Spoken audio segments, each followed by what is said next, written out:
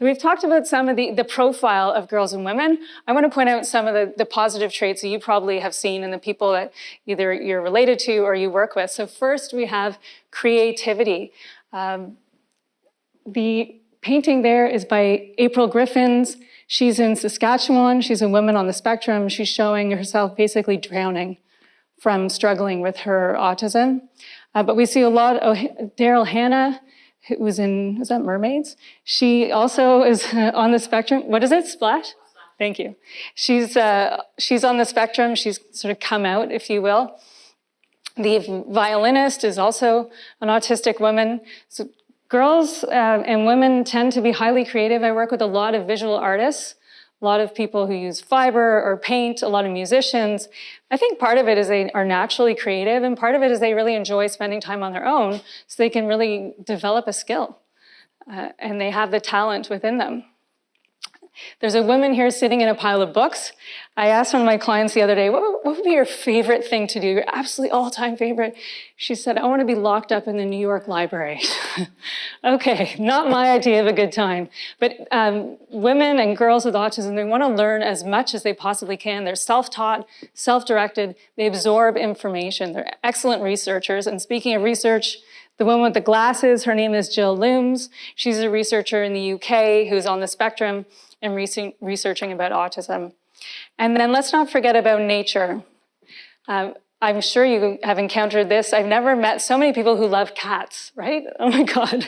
Every autistic woman I know has like at least 2 cats. Come on. It's a really common thing. They love their cats, they love their animals, and they're almost like dog whisperers or horse whisperers. They can relate to them in a very intuitive way without language. And they love nature. We're going to move on to talk about why are these girls and women getting diagnosed so much later in life? Why are they saying it's 4 boys to every 1 girl who has autism?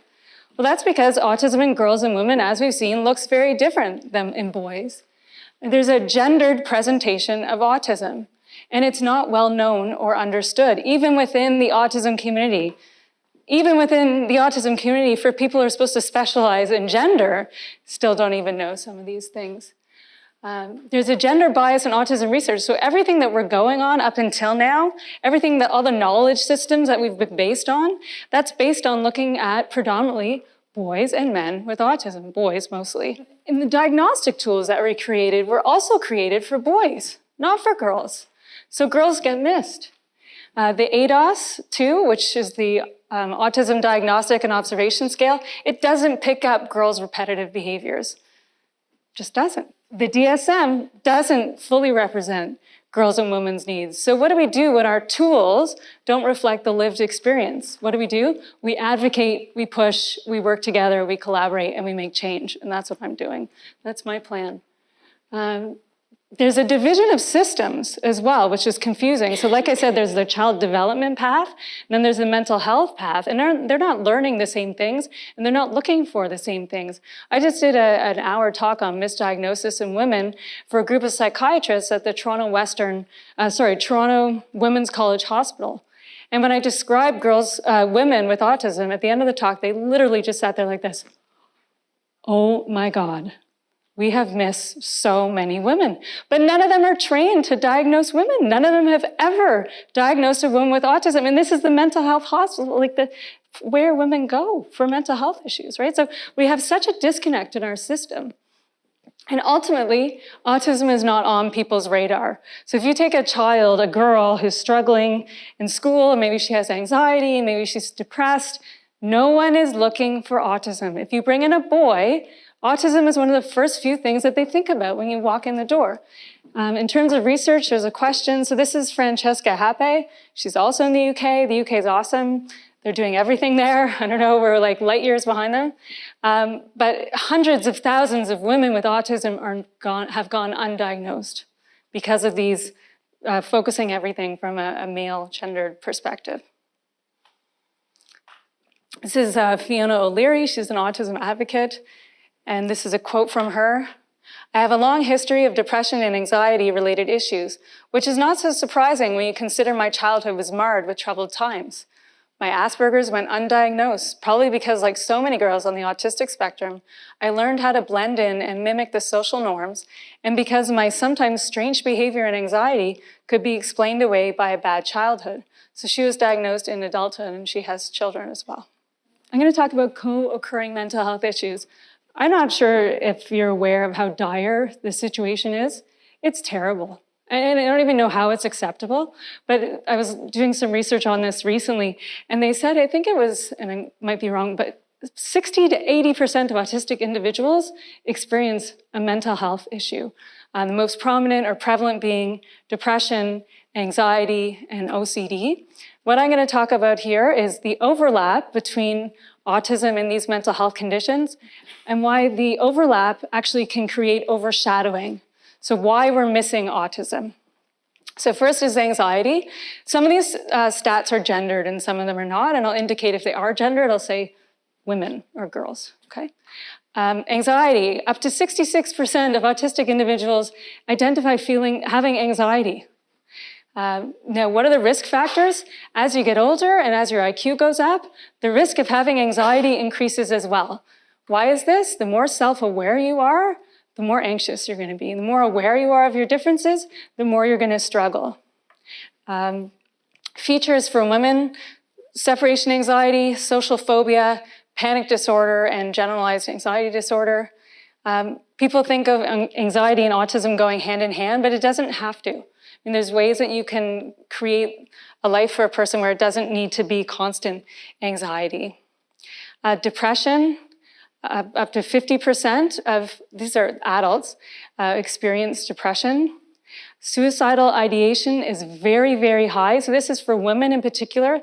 This is a study by Sarah Cassidy et al. From the UK again. And this was terrible. This is a group of adults who are going in for an autism assessment.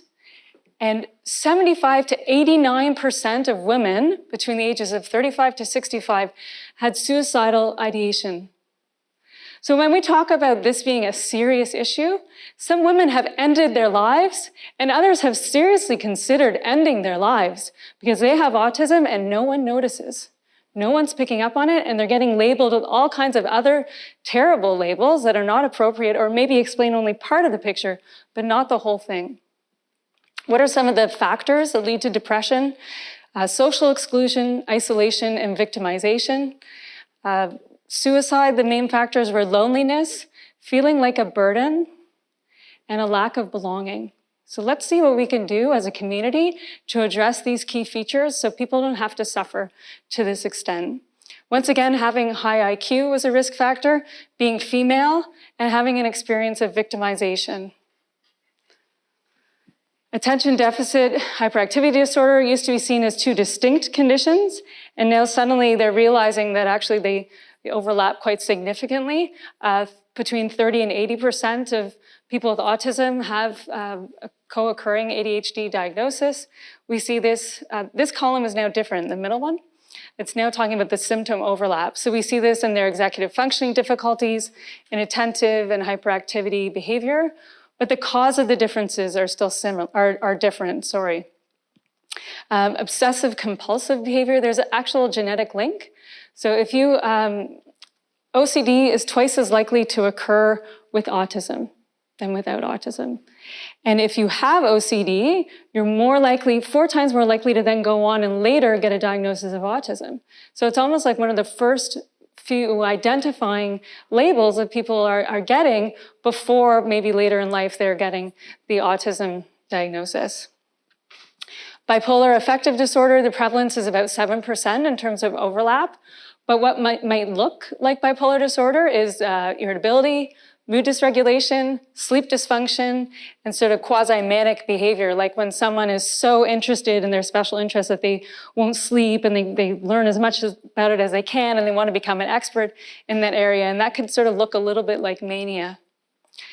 Some of the differences are the causes of the meltdowns, whereas someone on the spectrum would have a meltdown maybe because of sensory issues, and someone with bipolar affective disorder is because of mood swings.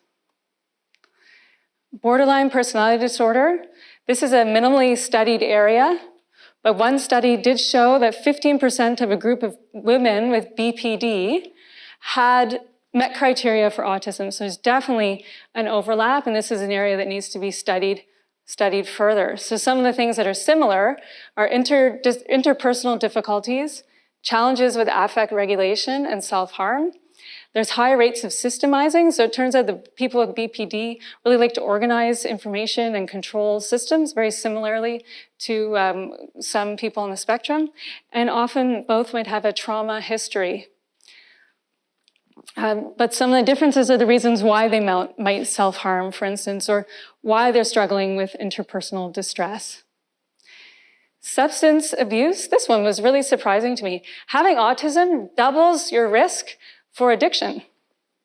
People tend to think of autistic people as being more straight-laced and not really getting involved in drugs and alcohol, but in fact, drugs and alcohol are the thing that is sometimes helping to facilitate social interaction, reduce social anxiety, gives them a sense of a peer group, and it's also highly ritualistic, right? Think about rolling a joint, what goes into that, all the behaviors around that, that can very quickly become some kind of a ritualistic behavior. Eating disorders, I learned about this a number of years ago, and I've done some talks on it online that you can see, but there was a longitudinal study that came out of Sweden, and it looked at a study of women with anorexia, and 30% of them met criteria for autism spectrum disorder. So there's a lot of similar overlap there. They have shared cognitive profile, so the rigidity in behavior and thinking, perfectionism, theory of mind deficits, executive functioning challenges, and mood and anxiety disorders. So I've seen quite a few people who have first had the eating disorder and then later ended up getting the autism diagnosis. But the differences for developing an eating disorder can be different. So for a person on the spectrum, it might be related to sensory. So they have a limited amount of foods and textures that they like to eat initially, or could have to do with a need for control, so wanting to count calories, or wanting to feel in control of something when their whole world feels out of control. And sometimes it's from medication side effects. The things we put people on can actually cause a lot of harm as well as good.